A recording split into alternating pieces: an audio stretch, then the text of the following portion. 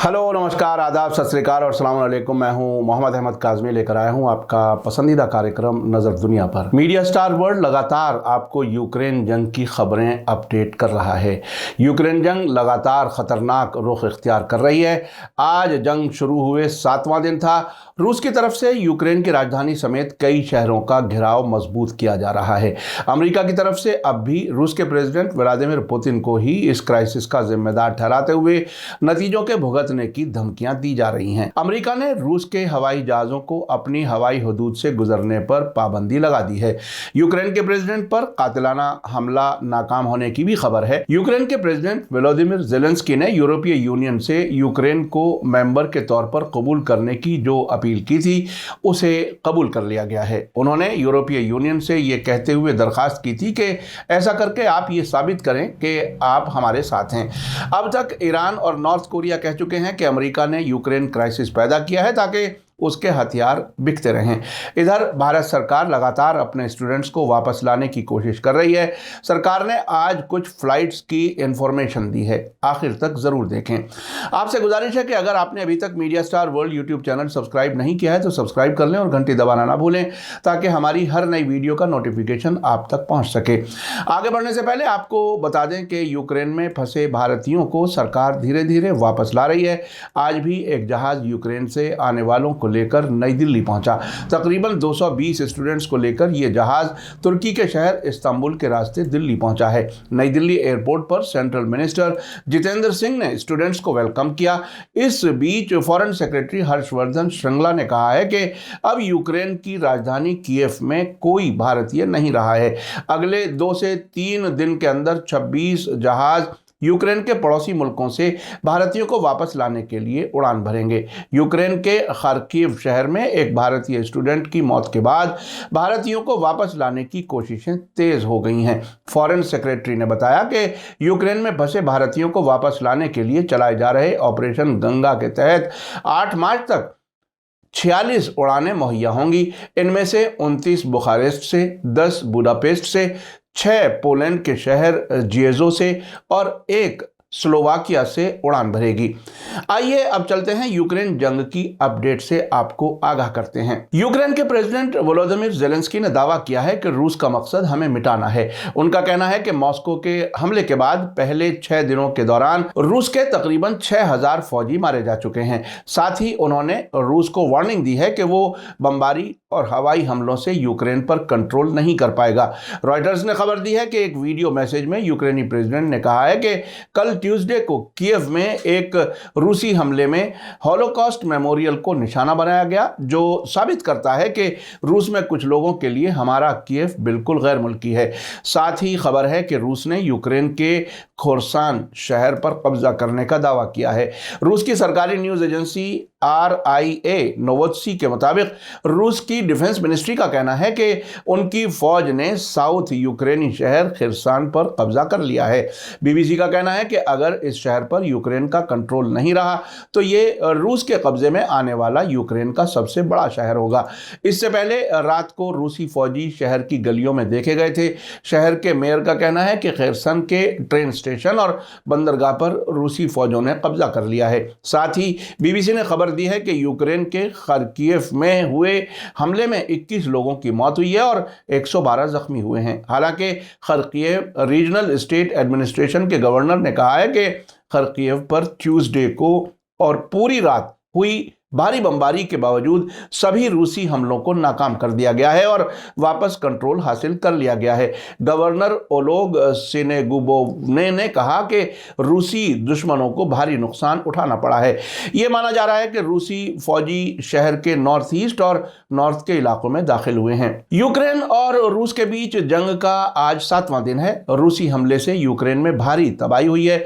Ukraine के कुछ इलाके रूस के कब्जे में भी हैं, लेकिन राजधानी कीव पर अभी यूक्रेन ने कंट्रोल बनाया हुआ है। इसी बीच मॉस्को से खबर है कि रूस से बाहर जाने वाले लोगों पर $10,000 से ज्यादा साथ ले जाने पर पाबंदी लगा दी गई है। अब रूस मुल्क के अंदर पूंजी रखने की कोशिश कर रहा है। रूस के मुख्तलिफ शहरों में ATM मशीनों पर अब लंबी कतारें देखी जा रही हैं। रूस की करेंसी रूबल की वैल्यू तेजी से गिर रही है। इसी बीच मॉस्को से आज तास न्यूज एजेंसी ने खबर दी है कि तेल की इंटरनेशनल मार्केट में कीमतों में तेजी से बढ़त दर्ज की गई है। ब्रेंट ऑयल के लिए मई 2022 के वायदा सौदों की कीमत लंदन के ICE पर 5.83% बढ़कर आज सुबह 5:46 मॉस्को टाइम के मुताबिक $111.09 फी बैरल हो गई।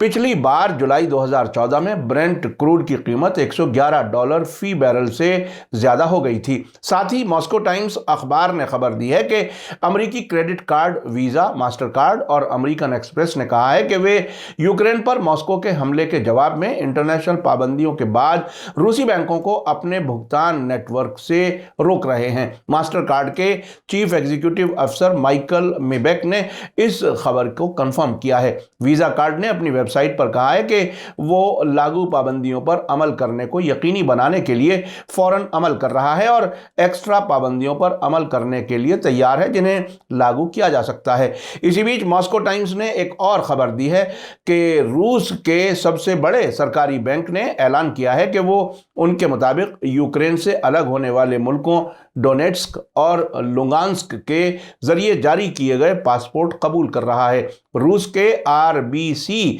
न्यूज आउटलेट के जरिए कल एक रिपोर्ट दी गई थी कि प्रेसिडेंट व्लादिमीर पुतिन की तरफ से इन दो मुल्कों के दस्तावेजों को कबूल करने के हुक्म के बावजूद रूस के टॉप 30 बैंकों में से कोई भी डोनेट्स्क या लुहांस्क पीपुल्स रिपब्लिक से पासपोर्ट कबूल नहीं कर रहे हैं। इसी बीच एक अहम खबर मेक्सिको से है, जहां के president Andre Manuel Lopez Obrador ने कहा है कि उनका मुल्क यूक्रेन पर हमला करने के लिए रूस पर कोई कारोबारी पाबंदी नहीं लगाएगा। कल ट्यूसडे को एक प्रेस कॉन्फ्रेंस में लोपेज ने कहा कि हम किसी भी तरह का कारोबारी बदला नहीं लेने जा रहे हैं क्योंकि हम दुनिया की सभी सरकारों से अच्छा ताल्लुक रखना चाहते हैं। इसी बीच अमेरिका के प्रेसिडेंट जो बाइडेन ने कल रात अमेरिकी पार्लियामेंट को खिताब करते हुए यूक्रेन जंग शुरू होने के बाद लिए गए फैसलों के बारे में जानकारी दी। उन्होंने अपनी तकरीर की शुरुआत फॉरेन पॉलिसी से की। उन्होंने यूक्रेन पर रूस के हमले के बाद यूक्रेन की मदद के लिए अमेरिका ने क्या कुछ किया है यह बताया। उन्होंने बताया कि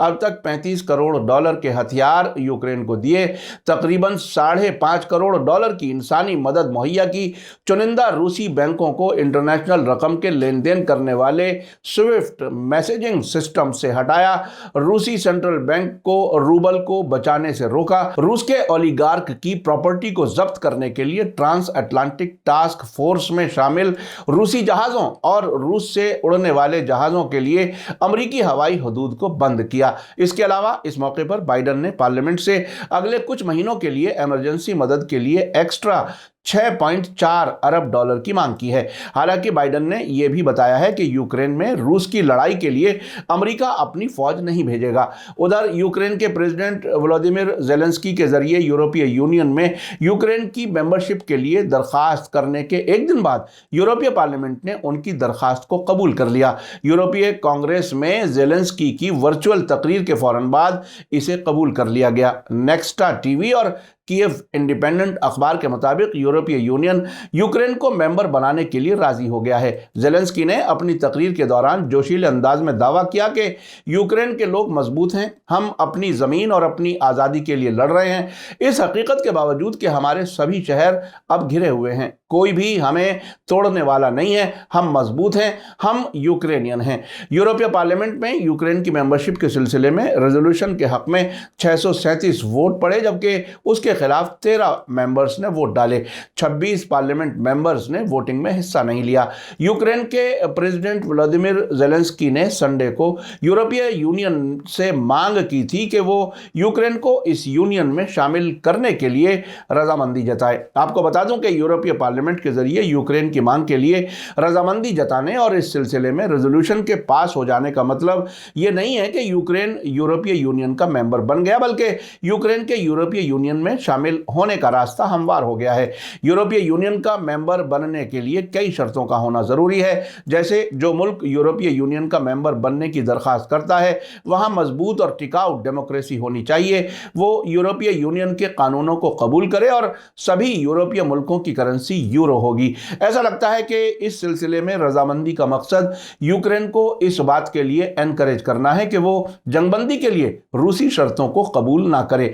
यूरोप का मानना है कि इस तरह रूस यूक्रेन जंग की आग और भड़केगी और रूस पहले से ज्यादा यूक्रेन जंग के दलदल में फंस जाएगा। इन हालात की बुनियाद पर ऐसा लगता है कि यूरोप और अमेरिका अभी इस जंग को रोकना नहीं चाहते। लाखों लोग दूसरे मुल्कों में पनाह लेने के लिए मजबूर हैं, सैकड़ों लोग मारे जा चुके हैं, यूक्रेन के अहम मकामात तबाह हो चुके हैं। कुछ एक्सपर्ट्स का कहना है कि जो कुछ रूस चाहेगा वही होगा। अमेरिका और यूरोप सिर्फ हालात बिगाड़ सकते हैं। ऐसी मदद अभी तक किसी मुल्क ने यूक्रेन को नहीं दी जिससे वो जंग से बाहर निकल सके। मीडिया स्टार वर्ल्ड लगातार यूक्रेन जंग की खबरें आप तक पहुंचा रहा है। इसी के साथ मुझे दीजिए इजाजत। आज का एपिसोड कैसा लगा कमेंट्स में जरूर लिखें। थैंक यू, धन्यवाद, शुक्रिया। जय भारत, जय हिंद। मीडिया स्टार वर्ल्ड के और वीडियो देखने के लिए हमारे चैनल को सब्सक्राइब करें और सीधे नोटिफिकेशन पाने के लिए बेल आइकन दबाएं। और अगर हमारी खबर सच्ची और अच्छी लगे तो अपने व्हाट्सएप, इंस्टाग्राम, फेसबुक और ट्विटर अकाउंट पर जरूर शेयर करें।